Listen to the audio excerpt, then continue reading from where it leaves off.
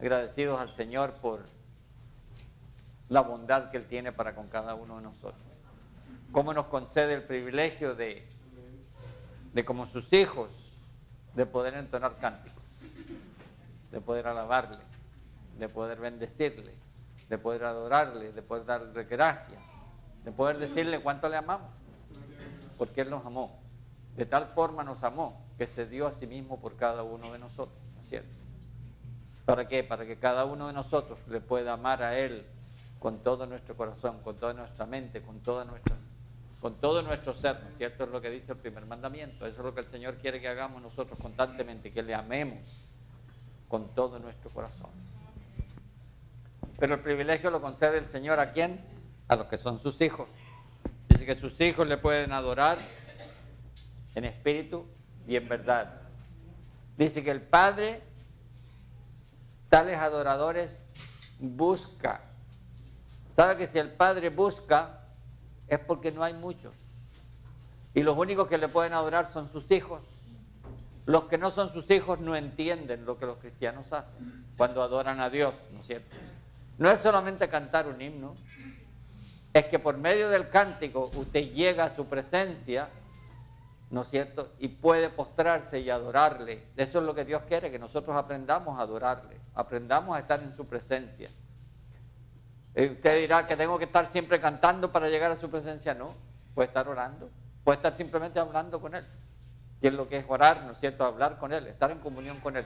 Y eso es lo que Dios quiere, que nosotros tengamos una conciencia de que el Señor está con nosotros siempre. Esa fue su promesa: yo estaré con vosotros hasta el final. ¿Estaré con vosotros hasta cuándo? Siempre. Lo que usted esté haciendo, el Señor está consciente de lo que usted está haciendo. Y está consciente de que usted está consciente de Él o no. Y lo que Él quiere es que usted le envuelva a Él en toda su vida, en todas las cosas que el Señor quiere que usted haga. Y si usted no las está haciendo, pero en lo que usted esté haciendo, envuelva al Señor, envuelva al Señor. En todo, ¿no es cierto? Es lo que el Señor quiere.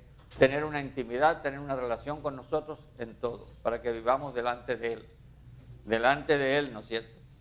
Pero hemos estado estudiando en la escuela dominical por varios domingos ya esa lucha que hay entre nosotros. Sabe que la batalla que cada uno de nosotros tiene, siempre nosotros estamos hablando de que estamos en batalla contra el diablo y contra sus huestes. Sí, es verdad. Pero sabe una cosa, que la batalla más grande que usted tiene desde que usted viene al Señor es con usted mismo, es con la carne, es con la carne. Hay una guerra entre la carne y el espíritu. El espíritu viene a nuestro corazón cuando usted invita al Señor a su corazón. ¿Y qué edad tiene usted cuando usted invita al Señor a su corazón? Solo usted lo sabe, la edad que tenía. Si es un niño, pero puede tener 20, 30, 40, 50, 60, 70. Yo no sé la edad que usted pueda tener. Pero si usted ha vivido 50 años en la carne, ¿no es cierto? Y de repente viene el Señor a su corazón y empieza el Señor a querer mostrarle cómo Él quiere que usted viva. No le va a ser fácil a usted esos 50 años que usted vivió, con todas esas cosas que usted aprendió a hacer y que le gustaba hacer y todo eso. Y el Señor le dice a usted que eso no le agrada. Le va a costar a usted dejar esas cosas, ¿no es cierto? Pero ¿sabe lo lindo? Es que uno no tiene que dejar nada, porque el Señor, cuando viene al corazón de uno y lo atrae, esas cosas pierden su valor en la vida del creyente. Eso es lo que le pasa al creyente. No es que uno tenga que decirle a alguien, hay gente que no viene al Señor, no, porque a mí me gusta esto, porque a mí me gusta lo otro, porque yo no puedo dejar esto. Dios no quiere que usted deje nada. Venga al Señor tal como usted es y olvídese de lo demás y empieza a conocer al Señor. Y después el Señor va a ir cambiando su vida de acuerdo a como a Él le place. Que usted sea. El peor error que uno puede cometer es decirle a la gente, tiene que dejar esto, tiene que dejar lo otro. Deja el cigarro, deja el licor, deja esto, deja... No le diga nada a la gente. Predíquele a Cristo. Predíquele a Cristo. Cuando el Señor se ha levantado de la tierra, dice Él, a todos va a traer a sí mismo. Es todo lo que el Señor necesita. Si nos volvemos legalistas, ¿cuántas cosas nosotros hacemos que no glorifican al Señor? Nosotros nos creemos, entre comillas, espirituales, súper espirituales a veces, pero tenemos 20.000 cosas que nos atan. Entonces, si nos miramos a nosotros mismos, ya no nos atrevemos a decirle nada a nadie, porque tenemos que mirarnos nosotros mismos. Por eso que el Señor dijo, para tú poderle sacar la pajita en el ojo ajeno, mira la viga que tienes en tu ojo, ¿no es cierto?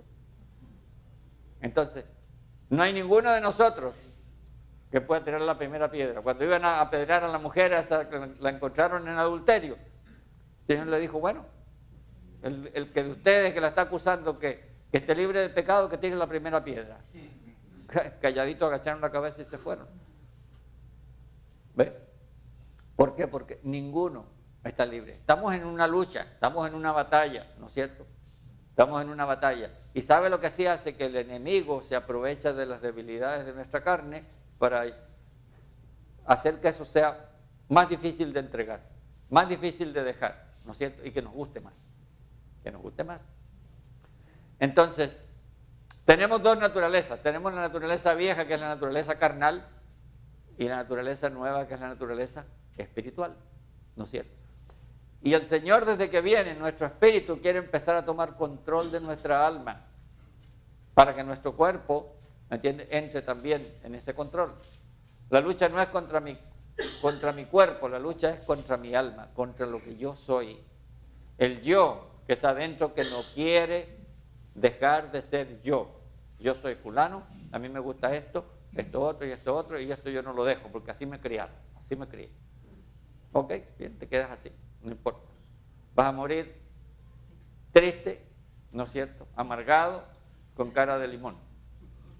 Pero ¿sabe lo lindo? Que el Señor viene a llenarnos de paz y llenarnos de gozo. Y cuando nosotros empezamos a conocer al Señor, vamos a empezar a vivir como Él quiere que vivamos. Y Él va a empezar a cambiar nuestra vida. Y vamos a ver cómo terminamos en la prédica del domingo pasado, lo que era el fruto de ¿quién? Del Espíritu. ¿Se acuerdan? Lo que Dios quiere que nosotros manifestemos. Pero, acompáñenme al libro de los Gálatas, donde estábamos leyendo la Escritura. Y dice el capítulo 4 de Gálatas. Vamos a repasar esto, porque esto es algo que usted pensará, pero ¿qué tiene que ver eso? Eso que leímos en la Escritura, si eso es algo que tiene que ver con los judíos y con los árabes por allá. Pero ese es el ejemplo que el Señor nos da. Pero también afecta a cada uno de nosotros, porque la misma batalla está en nuestro corazón. Fíjese que dice en el versículo 22, del 22 al 25, nos va a hablar de la madre Agar. A ver, ¿y quién era Agar? Era la sierva de Abraham, de la mujer de Abraham. ¿Qué pasó con Abraham? Abraham tenía 86 años, dice la Escritura, no vamos a ir a buscarlo, 86 años y no tenían hijo. Entonces la mujer le dice, llégate a mi sierva, le dice, para que ella te dé un hijo y ese hijo va a nacer sobre mis rodillas y va a ser nuestro hijo, porque Dios se está demorando mucho. Nos dijo que nos iba a dar un hijo, pero ese hijo no llega, ¿no es cierto? Entonces, ¿qué pasa? Que la carne es débil, ¿no es cierto? La carne es débil. ¿Y qué pasa? Abraham se junta a Agar y nace un hijo. ¿Cómo se llama ese hijo? Ismael, ¿no es cierto? Ismael. Nació como según la esclava. Y de Ismael salieron todas las naciones musulmanas y los árabes. ¿Sí? Entonces, ¿qué han sido el enemigo que tienen los judíos desde el principio? Aunque Dios también los bendijo y le dijo a la sierva, ¿no es cierto?, que de los lomos de esa persona, de Ismael, iban a salir 12 príncipes también, ¿no es cierto? Entonces, Dios también los bendice. Entonces no podemos decir, esos son los enemigos, porque Dios los bendijo también.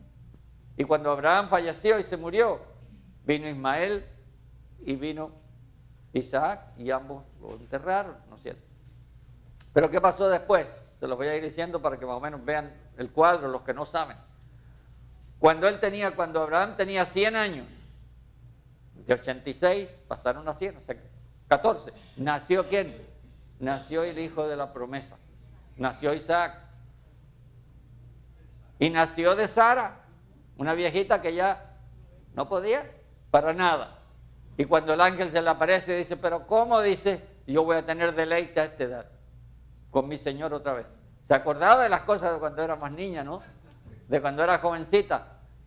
Y se embarazó y nació Isaac. ¿No es cierto? Nació Isaac. Entonces, ahí es donde viene la alegoría. Y ahora vamos a leer aquí.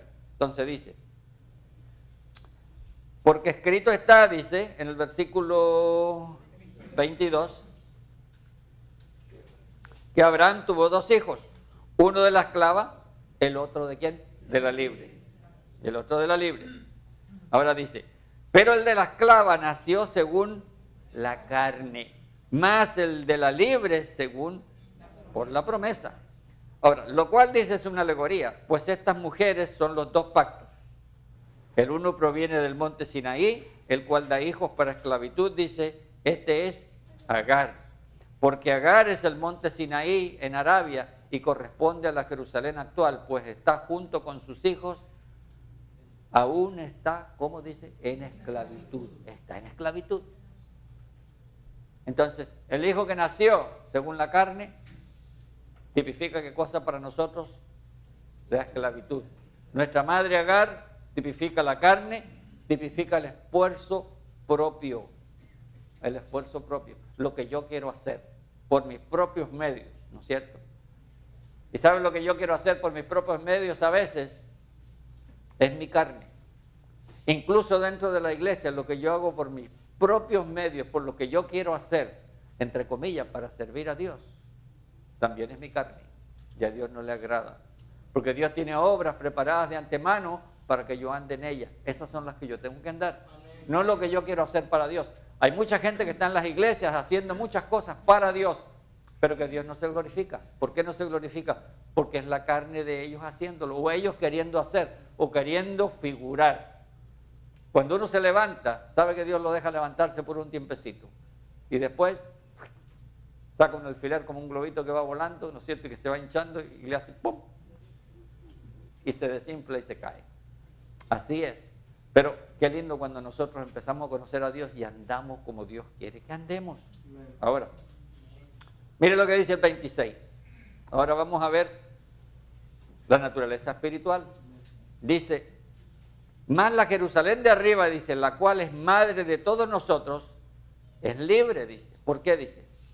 Porque escrito está, regocíjate, oh estéril, tú que no das a luz, prorrumpe en júbilo y clama, tú que no tienes dolores de parto, porque más son los hijos de la desolada que de la que tiene marido, porque el Señor se va a encargar de nosotros. Así que, hermanos, nosotros como Isaac, somos hijos de ¿quién dice? Hijos de la promesa. ¿Y cuándo llega la promesa? ¿Cuándo le llegó la promesa a ellos? Tarde, pero no llegó tarde, era el tiempo de Dios. Es que el hombre quiere que las cosas sean como el hombre piensa. Y la mente humana es enemistad contra Dios. Uno quiere que las cosas sean como en el microwave, que se calienten en un minuto. ¿No? Uno quiere comerse, plantó una matita hoy día como compartábamos la otra vez, y usted quiere plantó una matita de mango y ya quiere comerse un mango el mes que viene. No, tiene que esperar varios años, tiene que esperar su parte. Y así, 14 años más tuvieron que esperar ellos para que llegara la promesa. Pero Dios no está sujeto a tiempo ni espacio. Dice que para Él un día son como 1000 años y 1000 años son como un día. Entonces, nosotros queremos todo apurado, pero Dios no. Dios tiene tiempo y tiene paciencia. ¿Cuánto nos cuesta a nosotros esperar y ser pacientes? Ser pacientes. Nosotros queremos que las cosas sean ya, en el momento. En el momento, ¿no es cierto? Llega un momento, yo una vez escuchaba a un hermano compartir, dice que cuando él fue a un seminario y se graduó y quería ser pastor. ¿Y qué mejor ser pastor? Y dice que cuando termina y se gradúa, recibe su papel y todo, él dice, ya Señor, estoy listo para servirte. Le dice, no, dice, te vuelves a tu casa. Pero ¿cómo voy a ir a mi casa? Que me acabo de graduar. A tu casa a esperar. A tu casa a esperar. Dice que tuvo que estar en su casa sometido por años hasta que el Señor. Aquí vemos que los muchachos salen y los ponen de pastores. Tienen 25 años, tienen 22, y a veces ni saben lo que están hablando. Y los ponen inmediatamente de un lugar a otro, porque el mismo hombre los va poniendo. Pero un siervo de Dios tiene que esperar que el Señor lo levante y que el Señor lo ponga.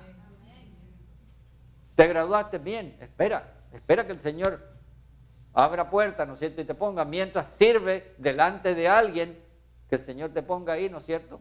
Como Aarón y sus hijos tenían que servir los hijos delante de Aarón, ¿no es cierto?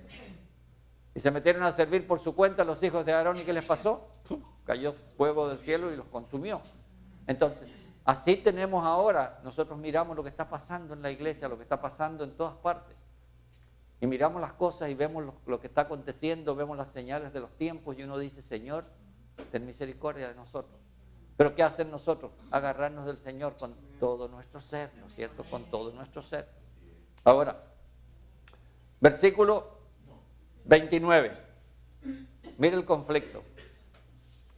Pero como entonces dice, el que había nacido según la carne, ¿qué hacía? Perseguía al que había nacido según el Espíritu. Así también, ¿cuándo? Ahora. El que nació según la carne era mucho más grande. Tenía 13, 14 años, ¿no es cierto? Y el otro estaba recién nacido, era chiquitico.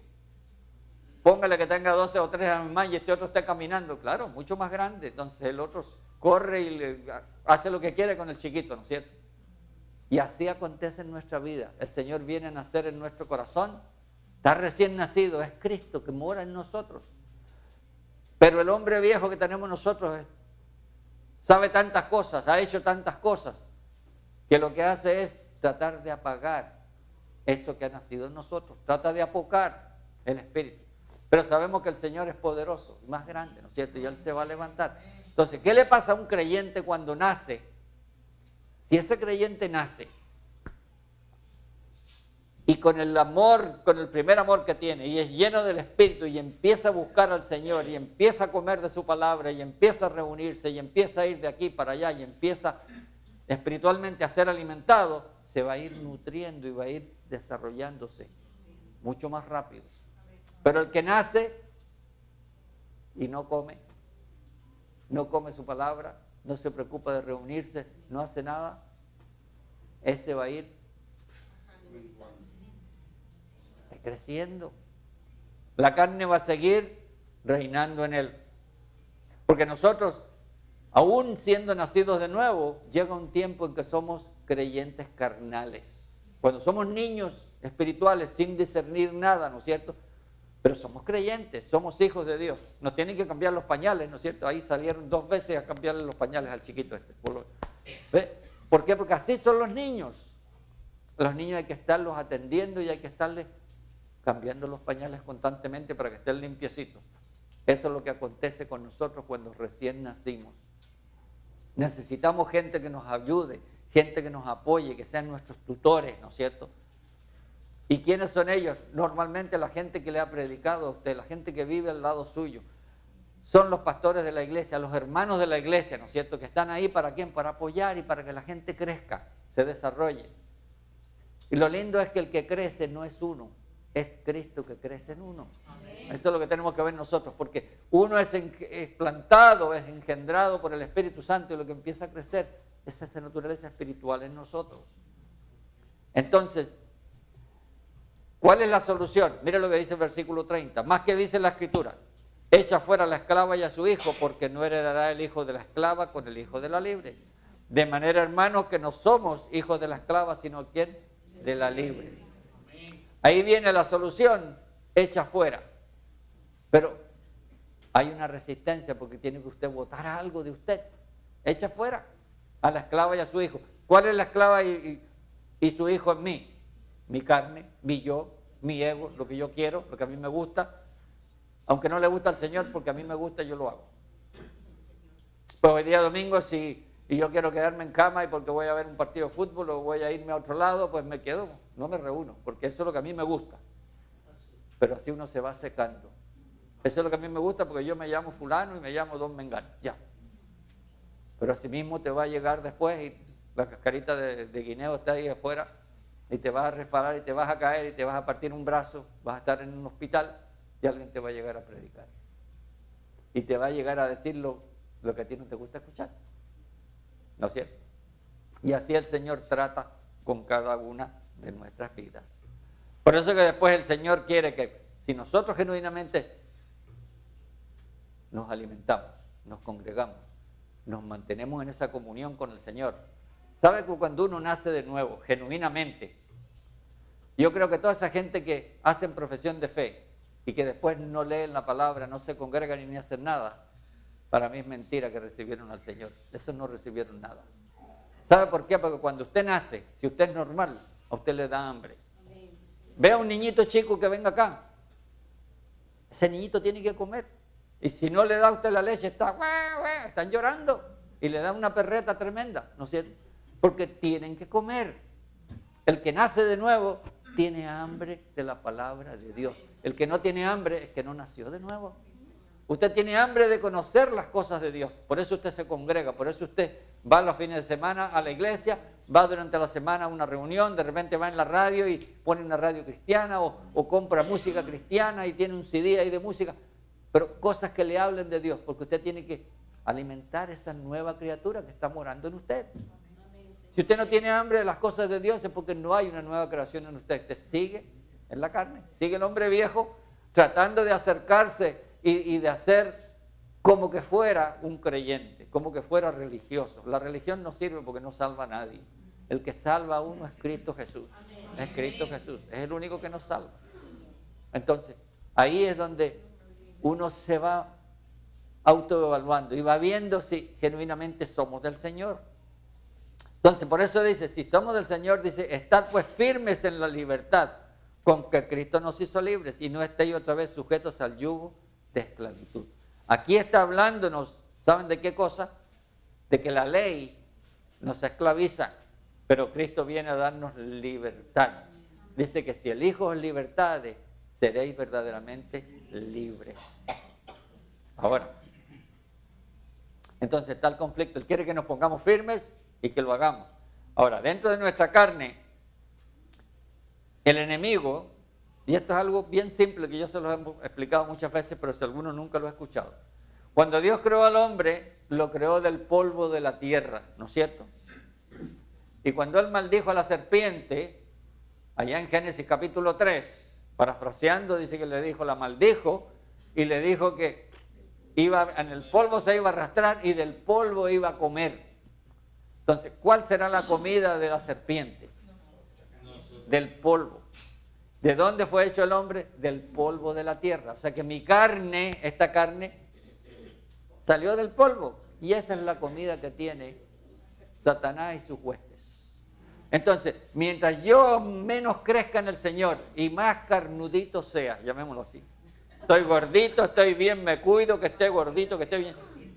Más carnita le estoy dando al enemigo de nuestras almas.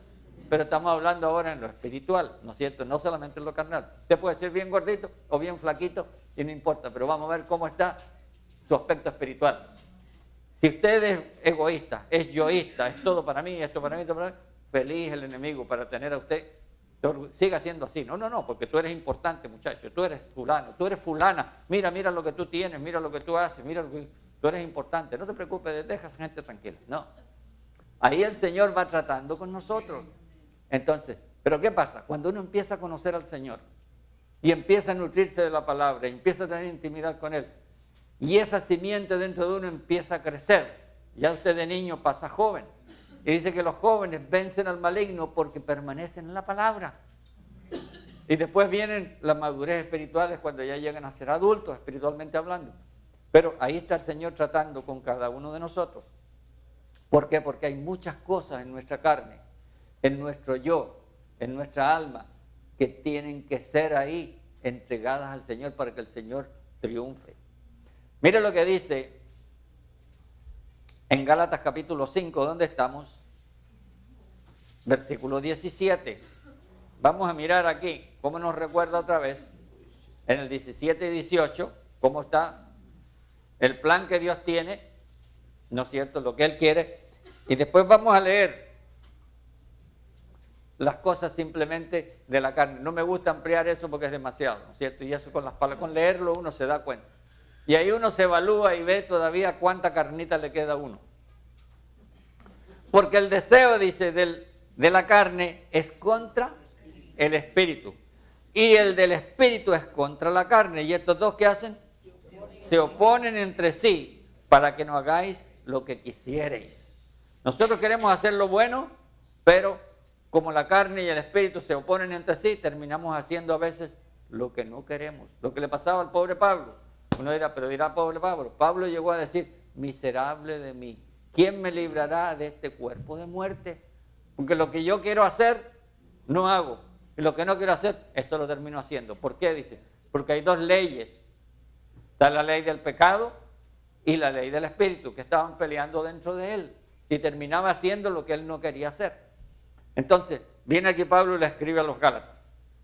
Y les dice, porque el deseo de la carne entonces es contra el espíritu y el del espíritu contra la carne, y estos dos se oponen entre sí para que no hagáis lo que quisieres. Pero si sois guiados por el espíritu, dice, no estáis bajo ¿qué? Bajo la ley. Hablándoles de la ley, porque los Gálatas eran muy legalistas. Ahora dice, y manifiestas son las obras, dice, de la carne. Mire todas las obras de la carne y usted mire nomás cuántas cositas de estas le quedan en su vida. Y manifiestas son las obras de la carne, que son adulterio, fornicación, inmundicia, lascivia, idolatría, hechicerías, enemistades, pleitos, celos, iras, contiendas, disensiones, herejías, envidias, homicidios, borracheras, orgías y otras cosas semejantes a estas. Otras semejantes a estas, acerca de las cuales os amonesto, como ya os lo he dicho antes, que los que practican tales cosas no heredarán el reino de Dios. ¿Cómo vivíamos antes de venir a Cristo? En todas estas cosas. Y no es que hayan sido todas, con que haya sido una o dos que usted practicaba, ya. ¿Y cuántas quedan dentro de nosotros todavía ahí? En unas cuantas. Uno dirá, no, pero yo no soy adúltero, no soy fornicario. No importa. Pero, ¿tienes celo? ¿Él es malgenioso? ¿Tienes ira? ¿Te lo pasas peleando con la gente? ¿Eres contencioso? Tantas cositas que van ahí que nos van a aplicar. Entonces ahí nadie se libra. El que diga que se libra, ya está mintiendo, ya está fuera. Nadie se libra. Eso es lo que es la carne. Ahora, sí, acompáñeme una cosita. Fíjese leímos del 19 al 21, pero deje una marquita aquí que vamos a regresar. Pero vaya por favor a Génesis 16:4 por un momento.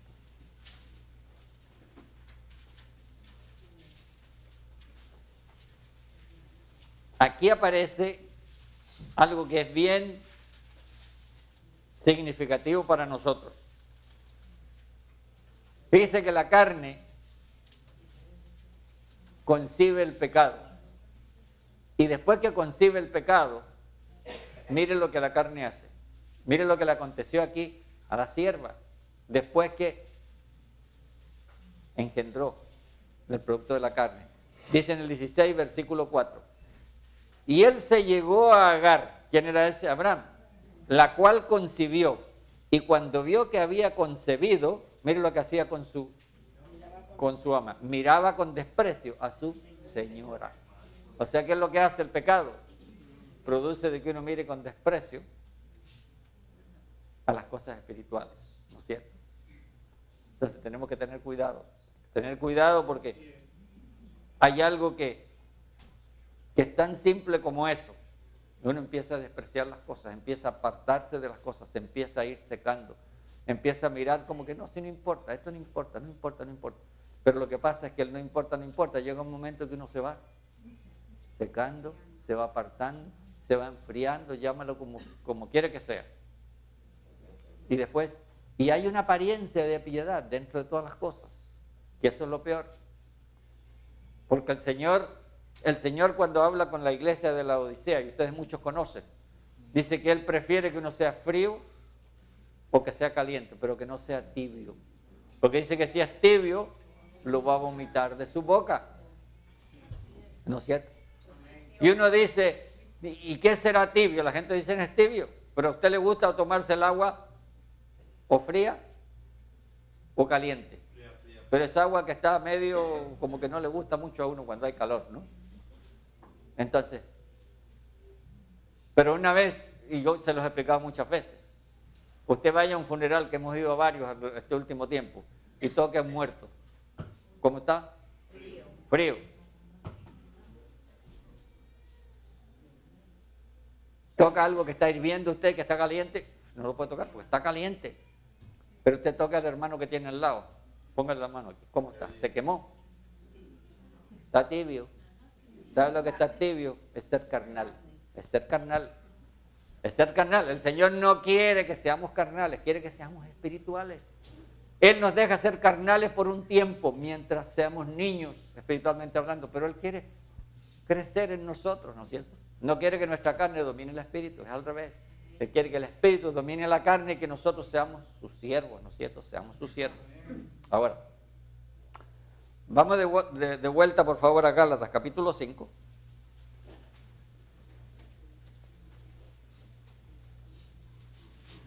Terminábamos el domingo pasado leyendo el versículo 22 y decíamos, mas el fruto del Espíritu es, y mañana celebramos el Día del Amor y de la Amistad. ¿Cuál es el fruto del Espíritu? Es el amor. La gente mira todo esto y todo esto es un negocio y venta de esto y venta de lo otro. Pero lo que Dios quiere es que nosotros conozcamos el verdadero amor. El verdadero amor, ¿no es cierto? El verdadero amor de Dios. Y por eso que el primer carácter el primer fruto, no es fruto porque dice, más el fruto del Espíritu es un fruto que se manifiesta de 9 formas distintas. Pero la primera manifestación de este fruto es el amor. Lo primero que el Señor quiere poner en usted, así como Él puso su amor, que nosotros tengamos ese amor para Él y para los demás. Y ahí se resume toda la ley. Amarás al Señor tu Dios con todo tu corazón, con toda tu mente, con toda tu alma. Y después, ¿a quién? Al prójimo como a ti mismo. Son 2 mandamientos. Y así vamos a vivir como el Señor quiere que nosotros vivamos. Es amor. Pero cuando hay amor de Dios, viene el gozo, viene la paz, viene la paciencia, la benignidad, la bondad, la fe, la mansedumbre, templanza. Contra tales cosas dice, no hay ley. No hay ley. Ahora dice, pero ¿qué pasa cuando nosotros recibimos el Espíritu de Dios y estamos en el Señor? Dice, pero los que son de Cristo, mira el problema que hay. Han hecho una cosa, han crucificado la carne con sus pasiones y deseos. Así como Él murió con nosotros, y cuando nosotros nos bautizamos, ¿se acuerdan que nosotros enterramos el hombre viejo ahí abajo? Porque dice que fuimos crucificados con Cristo y sepultados con Cristo, ¿no es cierto? Y después salimos a novedad de vida. Asimismo, cuando nosotros vamos desarrollándonos en el Señor y Cristo va creciendo en nosotros, todas aquellas cosas que son la carne y sus pasiones y deseos, en la cruz van muriendo. Desgraciadamente van muriendo. Van muriendo. Pero usted dirá que yo tengo que crucificarme con todo. No, usted no se crucifica nada. Ame usted al Señor y usted va a ver que el Señor, a medida que usted busca al Señor y el Señor manifiesta su amor, su gozo, su paz, su paciencia, su benignidad, mientras usted va experimentando el carácter de Cristo en su vida, todas las otras cosas que al Señor no le agradan en su vida, usted le va a ir perdiendo el gusto. Le va a ir perdiendo el gusto a sí mismo y ya no le va a saber igual. Mire, nosotros que venimos de otros países, tómelo lo natural. Usted viene del Perú, usted viene de Cuba, otros vienen de Chile, de Colombia, de Nicaragua, de Puerto Rico. Cuando usted está aquí mucho tiempo, por ejemplo, y usted anhela lo que usted comía cuando usted era niño. Y usted llega a su patria después de una vez y quiere ir y va al mismo lugar donde usted lo comía. Y va y lo come y ya no era tan rico. No sabe igual como usted se acordaba, porque en aquel tiempo era más rico. Ya no le llama tanto la atención. Entonces uno dice, cómetelo. Y como que el Señor le quita el gusto para que uno vea que ya no sabe igual. Entonces, ¿por qué? Porque eso es lo que pasa. Nosotros en la mente idolatramos las cosas. Idolatramos la comida, idolatramos nuestros países, idolatramos nuestra familia, idolatramos tantas cosas. Que el Señor quiere que pongamos la familia primero, ¿no es cierto? Pero a veces nosotros idolatramos nuestra relación con la familia. Y yo no puedo poner a la familia antes que Dios. Dios es primero. Dios es primero. Y después viene el orden que el Señor tiene, ¿no es cierto? Pero ahí el Señor nos va mostrando y así las cosas van perdiendo el gusto que nosotros le dábamos y el valor que nosotros le dábamos cuando usted empieza a conocer al Señor y se da cuenta que el Señor es todo para quién, para uno, es todo para uno, ¿no es cierto? Dice entonces después, capítulo 6, aquí, versículo 7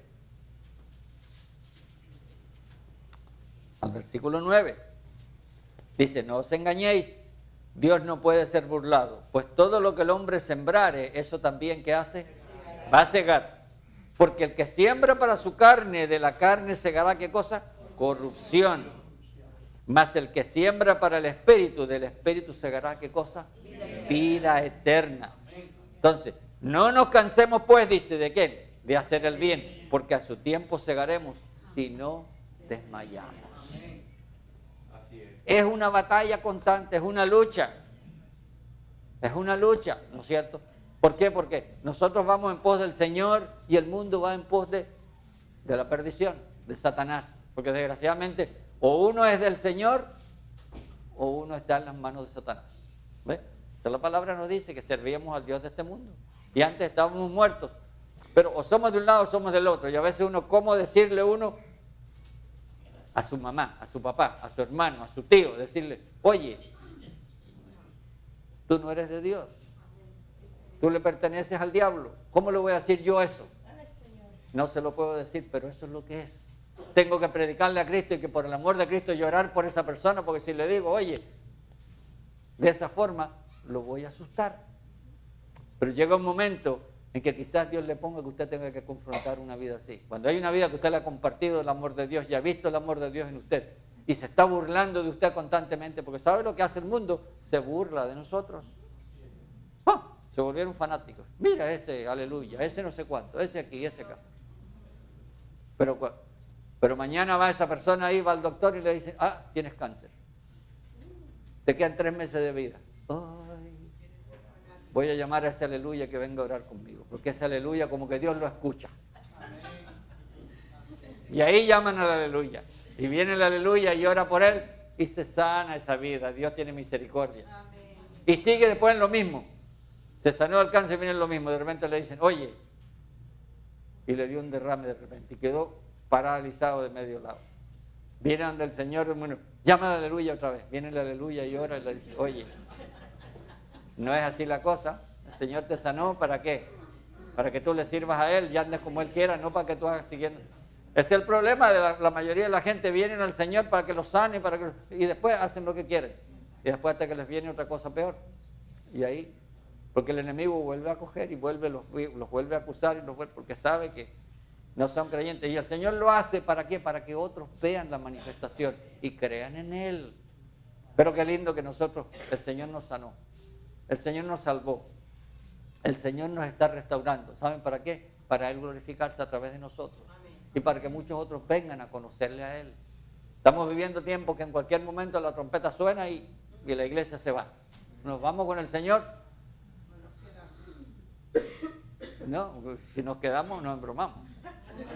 Así que mejor que no nos quedemos, mejor que nos vamos.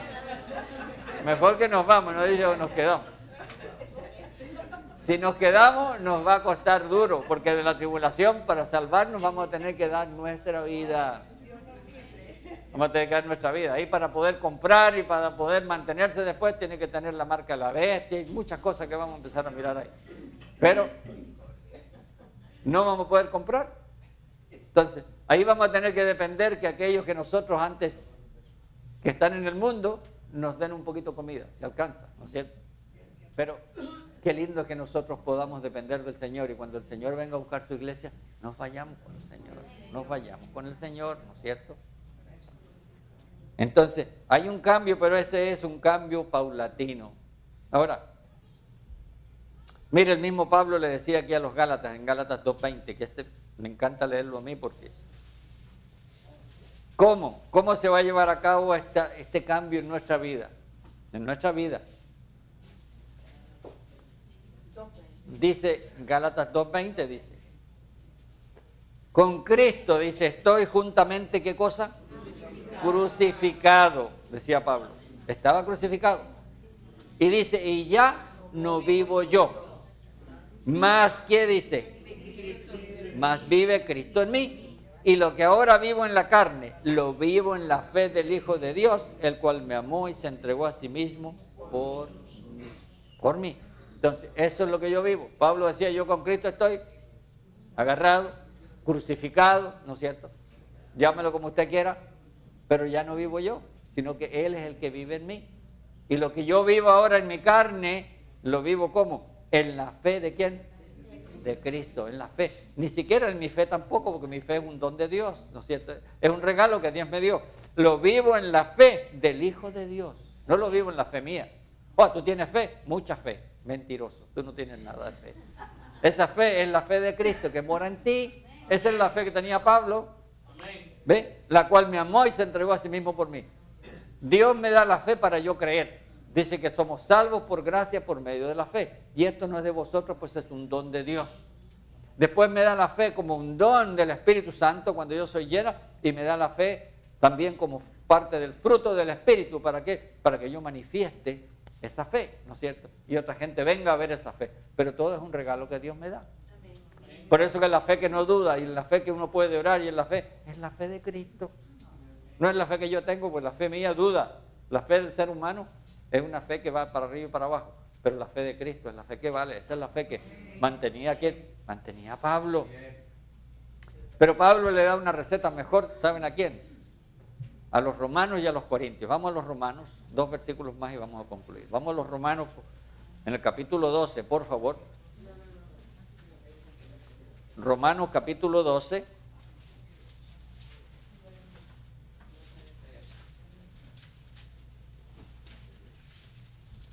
¿Y qué hacemos nosotros si tenemos tantas áreas débiles en nuestra vida? Tantas cosas que el Señor está tratando con uno que a veces uno no puede. Usted no quiere pensar y piensa cosas. Usted no quiere hacer esto y de repente lo hace. Usted no quiere decir una cosa y de repente la dice, ¿no es cierto? Y después que hace o que dice, ya metió la pata. Y cuesta arreglar todo, porque lo que uno siembra, eso cosecha, ¿no es cierto? Después uno cosecha todo lo que pasó. Uno hace una cosa mala y lo cogen y está preso por haber hecho una tontera, entre comillas, ¿no es cierto? Y hay otros que hacen 20.000 barbaridades y ahí andan dando vueltas.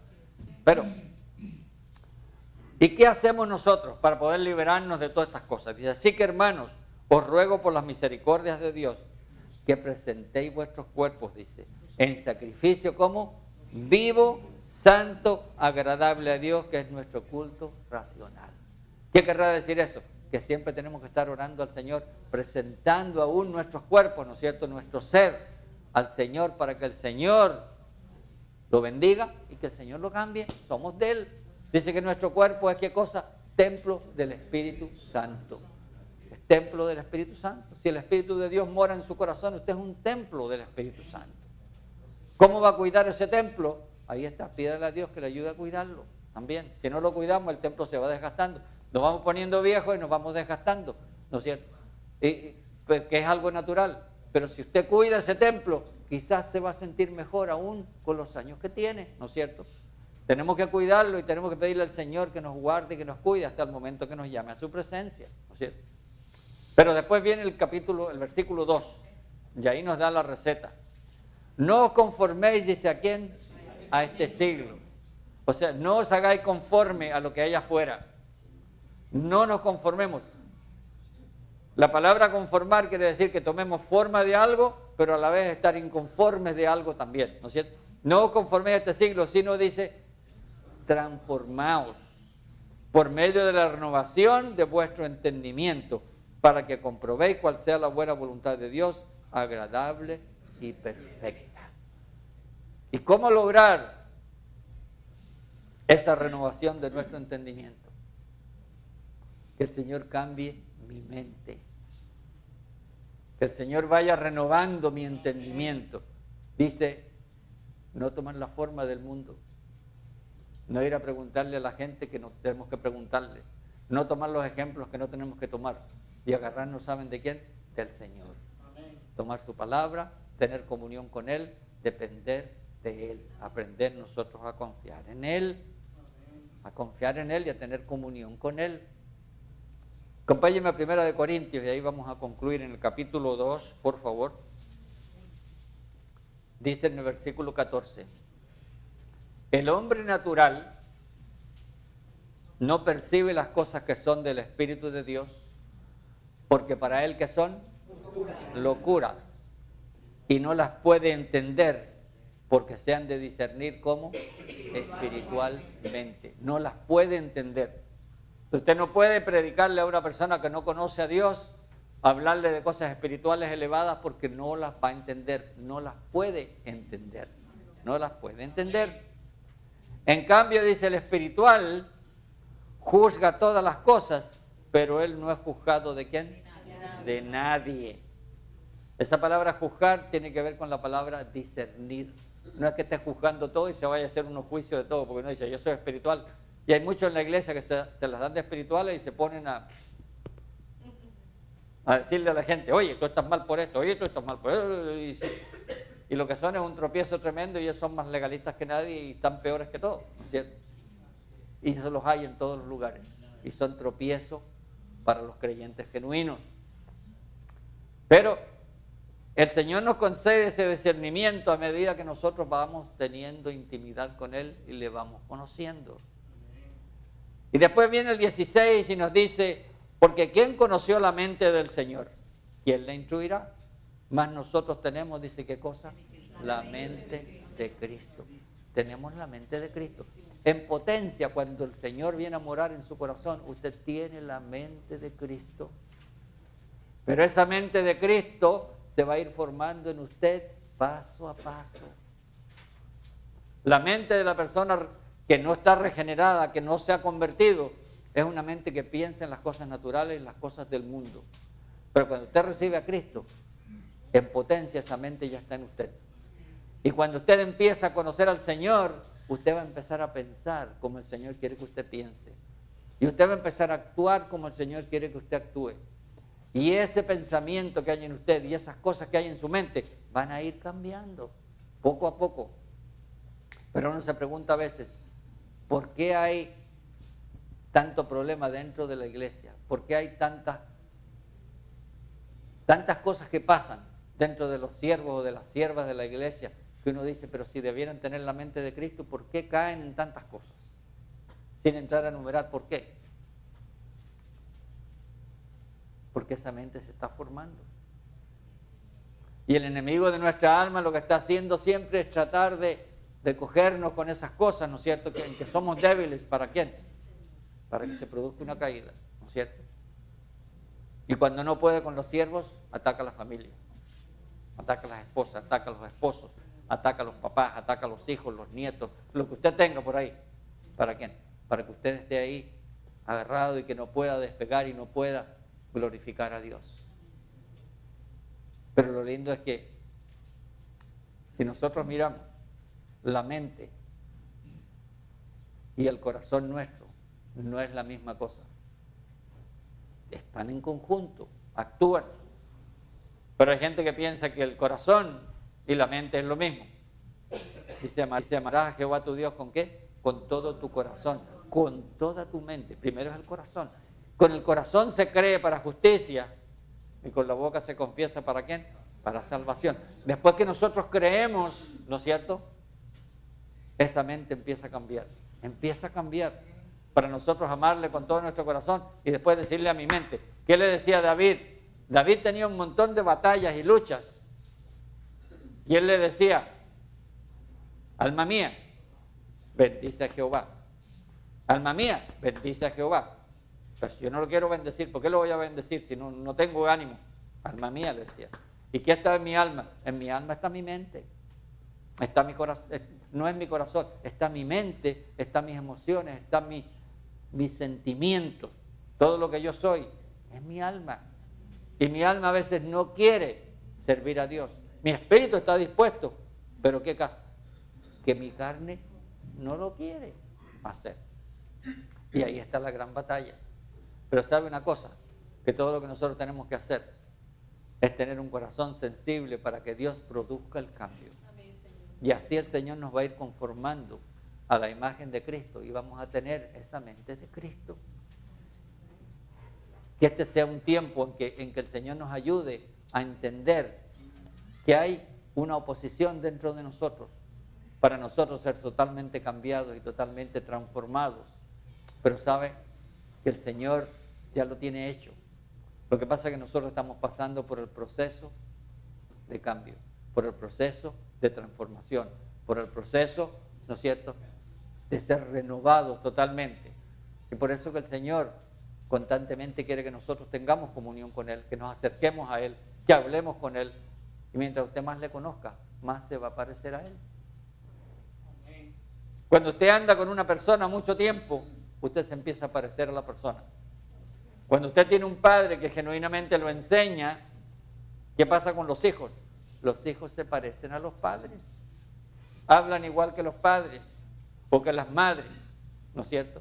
Si no tienen padre y madre, son abuelos, que los abuelos o que las abuelas, porque usted los enseña de esa forma. Y nosotros como hijos, si tenemos comunión con nuestro Padre Celestial, nos vamos a parecer a Él. Pero si no tenemos comunión ninguna, no nos vamos a parecer a Él. Y ese es el gran problema que hay dentro de la iglesia, que hay muchos que se dicen que son, pero cuando usted habla con ellos se da cuenta que no son. Porque al usted hablar con una persona se da cuenta si es o no es. Porque el Espíritu le da testimonio a uno de que somos sus hijos. Actuamos como debemos actuar. Si a mí me pisan un pie, yo no le voy a pisar el otro. Ni voy a ir a darle un piñazo a una persona, ¿no es cierto? Y si se lo doy es porque estoy actuando en la carne. Pero ahí se da cuenta uno cómo uno está. ¿Sabe cuando uno se da cuenta cómo uno está? Cuando hay alguna presión, cuando hay algún problema, cómo uno actúa en medio de las situaciones. Se le sale el indio a uno a veces. Se le sale el indio, píquenlo a usted, ¿no es cierto? Píquenlo a una persona y usted, a ver cómo va a reaccionar. Si usted reacciona en la carne, cuidado que sigue en la carne. Pero si usted le dice, ay, no te preocupes, aunque por dentro diga, pero ahí hay dominio propio que le dice, Señor, perdóname Señor, y usted se calla la boca, ¿no es cierto? Se calla la boca y actúa y siga amando al hermano, aunque le haya dado un pisotón. Aunque no lo saludó cuando entró, aunque lo miró mal, no le dio la mano, hizo esto, hizo lo otro, que a usted no le gusta, pues déjelo así. El Señor es el que sabe todo. Pero con eso el Señor, ¿sabe por qué nos pasan esas cosas a veces? Porque el Señor está tratando con nosotros. Está tratando con nosotros. Si Él no tratara con nosotros, es porque no somos sus hijos. Y somos sus hijos y Él nos ama y está tratando con nosotros. Pero todo lo que el Señor quiere hoy es que nosotros nos demos cuenta de que la batalla sigue dentro de nosotros. Y hasta que nos vamos con el Señor, nosotros vamos a seguir en esta oposición. ¿Sabe por qué? Porque el mundo va en una dirección, nosotros vamos en la otra. Vamos en el opuesto, vamos contra la corriente. El mundo va, yo digo siempre, donde va Vicente. Y donde da Vicente es donde va la gente. Pero el Señor me llama a mí a salir de la gente y a ir en pos de Él. Y yo voy contra Vicente. Todo el mundo va para allá, pues yo voy contra. Es como si usted va en un río y dice que el camarón que se duerme, ¿qué hace? Se lo lleva la corriente. Pero usted tiene que ir en contra de la corriente. Pero si usted, el camarón está vivo, usted los ve que suben en la corriente, ¿no? Ahí están. Entonces, eso es lo que tiene que haber. Pero eso es una parte. Dice que el reino de los cielos sufre violencia. Y dice que los valientes lo arrebatan por la fuerza. Desde el tiempo de Juan el Bautista, de que se vino a predicar el reino, desde ahí viene. ¿Por qué? Porque es contra, es una oposición constante. Y es tan fácil dejarse llevar por el mundo, porque a la carne le agrada. Todo lo que el mundo ofrece, a la carne le gusta. El pecado, ¿saben que el pecado le gusta a la carne? Mucho le gusta. Por eso que es tan fácil caer, ¿no es cierto?, en tantas cosas. Tan fácil caer. Pero el Señor nos puede dar la fuerza para resistir la tentación. Para resistir la tentación. Que es lo único que nosotros podemos depender del Señor, y en más que usted tenga la comunión con Él y más que usted tenga la intimidad con el Señor lo va a guardar y lo va a cuidar, ¿no es cierto? Lo va a cuidar, lo va a ir cambiando para que usted haga ajustes en su vida. Si usted no está bien, poquito a poco el Señor le va a ir mostrando y usted tiene que dejarse guiar ¿por quién? Por el Espíritu, porque los que se dejan guiar por el Espíritu son ¿quién? Los hijos de Dios. Si somos sus hijos y somos espirituales, tenemos que dejarnos guiar ¿por quién? Por Él. Por Él, ¿cierto? Y ahí el Señor está haciendo el cambio, haciendo los ajustes en mi vida, haciendo los ajustes en la suya, pero saben que todo es para bien. Todas las cosas al creyente les obran para bien, aquellos que aman a Dios. Pongámonos de pie esta mañana y pidámosle al Señor que nos ayude a que Él pueda hacer esa obra en cada uno de nosotros, ¿no es cierto? Padre, a ti te damos gracias. Te damos gracias, Señor, por esta lucha que hay en cada uno de nosotros, Señor, sabiendo de que En ti sí somos más que vencedores, Señor. Por eso que te damos las gracias. En ti ya tenemos la victoria porque tú ya la tienes, Señor. Pero yo te pido en esta hora, Señor, que tú nos ayudes, Señor, a ser esos hijos obedientes como tú quieres que seamos. Yo te pido, Señor, que tú nos ayudes, Señor, antes que nada, a tener la certeza de que somos tus hijos, de que tu Santo Espíritu mora en nuestro corazón, Señor, de que tú has venido a redimir cada una de nuestras vidas con tu sangre preciosa y a darnos vida eterna, Señor. Y después que tú vienes a darnos vida eterna, Señor, tú vas cambiando nuestra vida de acuerdo a como tu plan perfecto es, Señor. Gracias por bendecirnos, gracias por guardarnos, Señor. Gracias por llenarnos con tu Espíritu, gracias por llenarnos de tu presencia, por guiar nuestras vidas, Señor, en todo sentido, por proveer, Señor, por ayudarnos en todo, Señor, por sanarnos, por levantarnos, restaurarnos, Señor. Pero, Señor, en esta hora te pedimos, Señor, que tú sigas con tu mano extendida, con paciencia, Señor, haciendo la obra que tú has comenzado. Pero gracias, Señor, porque tu promesa es que lo que tú comenzaste, tú lo vas a terminar en cada uno de nosotros, Señor. Gracias porque somos tus hijos, estamos en tu mano, nadie nos puede arrebatar de la palma de tu mano, pero gracias, Señor, por la obra que estás haciendo, Señor, de cambiar nuestras vidas a la imagen perfecta de tu Hijo Jesucristo. Enseñoréate en nuestro corazón, Señor, para que tú seas el Señor de nuestras vidas y que tú vayas haciendo esa obra en el nombre de Cristo Jesús. Gracias, Señor. Gracias, Señor. Yo no sé si todos los que estamos aquí hemos recibido al Señor en nuestro corazón. Si todos los que estamos aquí estamos seguros de que somos sus hijos.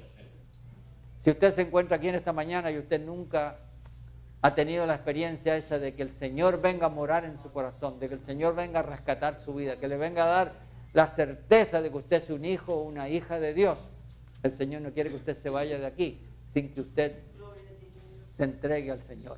Y usted esté seguro que si usted tuviera que partir con el Señor cuando sale de aquí, usted se va a ¿dónde? A su presencia. Pero si hay alguien que no tiene la certeza de ser salvo en medio de todo, hoy día no se vaya de aquí. Levanten la mano al Señor donde está y queremos orar con usted. El Señor le ama mucho para que usted se pierda. Para que usted se pierda. Ahora, si usted conoce al Señor, dele gracias al Señor. Dele gracias al Señor y dígale, Señor Jesús, gracias por haberme redimido con tu sangre preciosa, Señor. Gracias, Señor, por salvarme. Gracias por venir a mi corazón. Sígueme, Señor, llenando con tu presencia y sigue cambiando mi vida de acuerdo a tu perfecta voluntad en Cristo Jesús. Amén, Señor. Denle un aplauso al Señor ahí donde está usted. Amén y amén. Amén.